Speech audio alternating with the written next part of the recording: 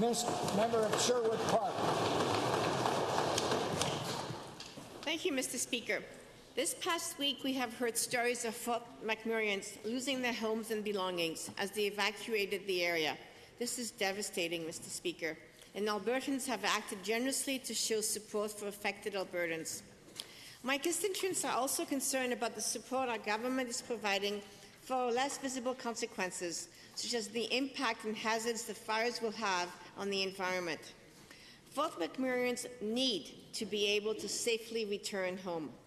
Could the Minister of Environment and Parks provide an update of the work the department is doing to monitor air quality in the Fort McMurray? Thank you, Honourable Member. Honourable Minister of Environment and Parks.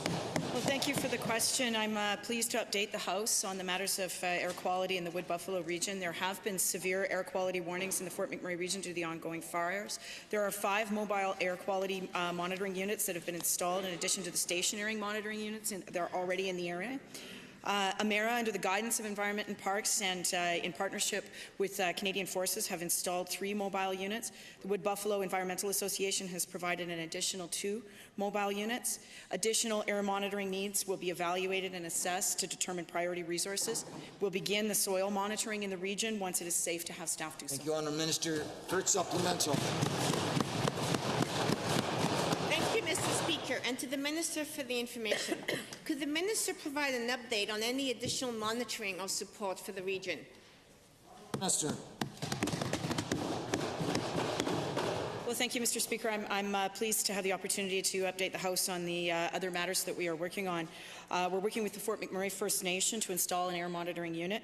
We're working with the Public Health Agency of Canada for additional support related to indoor air quality. We're continuing to provide support for water and wastewater treatment facilities and the managing of solid waste. And we're providing assistance and support with waste management issues in camps north of Fort McMurray. Second supplemental. Thank you, Mr. Speaker. Given that this weekend we saw brush fires in Edmonton and that there are many other fires burning around the province, to the same minister, what is the importance of the fire bans? Minister.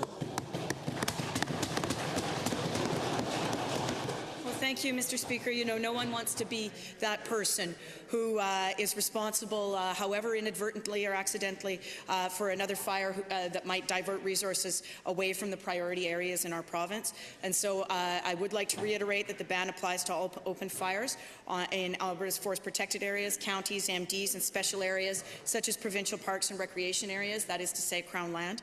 The cities of Calgary and Edmonton, among many others across the province, also have their own municipal fire bans in effect.